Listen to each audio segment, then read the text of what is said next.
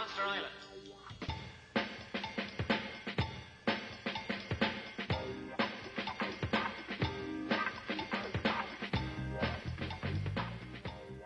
Why do I want to visit Japan? I've had a fascination with Japanese pop culture for quite some time, and it has had a huge influence on my development as an artist. My plan is to visit Japan for approximately 2 weeks, and I would like to perform while I am there. The fall of 2023 seems like a good time frame, maybe around September, which is also my birthday, so it will be like a birthday present to myself. Here's a little background on my Japan fascination. I watched Godzilla movies when I was growing up, and then Battle of the Planets and Star Blazers came on TV in 1979, but I didn't keep watching later shows in the 80s like Robotech, and I certainly was too old for Power Rangers. The biggest influence was VHS tapes. I had seen several anime films on pirate VHS starting in 1990, and it was still an obscure genre. I saw Akira with no English subtitles and then The Overfiend. The tentacle scenes turned me off to anime for a while. Then I discovered two things in the mid-90s. First was a cable access show called The Hypnotic Eye. It was this bizarre show hosted by a weird eye puppet, and it featured many segments from Japan. I was exposed to all kinds of Japanese movies, TV, and music thanks to Mr. I. There was a segment on the show about a shop in Dallas called Forbidden Books. They rented out a variety of obscure VHS tapes from all over the world, and there was a lot of Japanese content. I bought 2 good VCRs and started dubbing everything I rented from Forbidden, and my VHS collection started growing. The Hypnotic Eye showed several clips from a tape called Where the Action Is, so I rented it.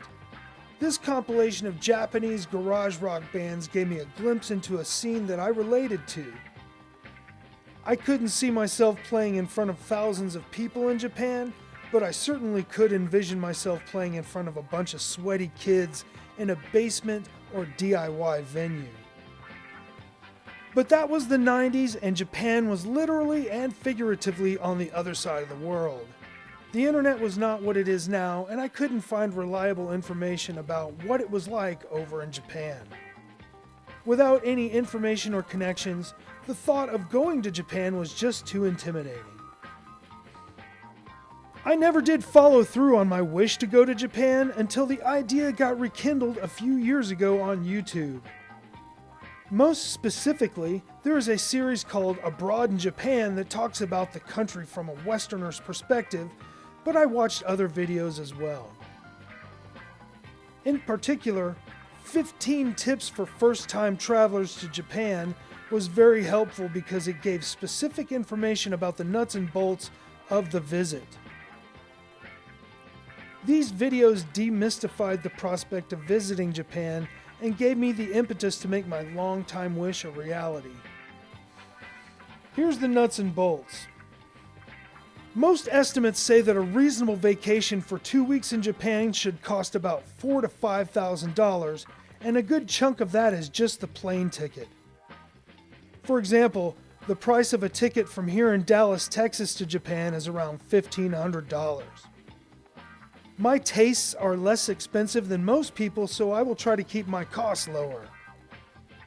There are many ways to save money when visiting Japan, but one of the most important ones is the capsule hotel.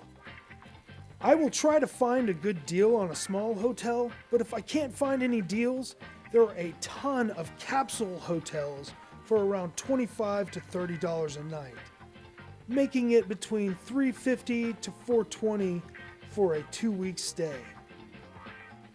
You will need a Japanese SIM card for your phone, which is about $50 for 2 weeks. You can use it as a hotspot for your computer, although just about everywhere, including your hotel, will have Wi-Fi. The JR Rail Pass gives you unlimited rides on trains for 2 weeks for about $350 to $450. That does not include the bullet train, but I might take a trip on one just for the experience. food, drinks, and nightlife, I estimate anywhere from 1,000 to 1,500. That makes the trip total about $3,250 on the low side and $4,000 on the high side. I don't see myself buying a lot of souvenirs, so my money will mostly be spent on eating, going out, drinking, and trying to make connections to the Japanese music scene. I will be giving updates on more facts and figures as they become available. What I want to do while I am there. I will do a lot of the touristy things that people do when they are in Japan, but I also want to investigate the Japanese music scene and try to make contacts while I'm there. Another thing that I'd like to do is take my act to the street and busk at a train station.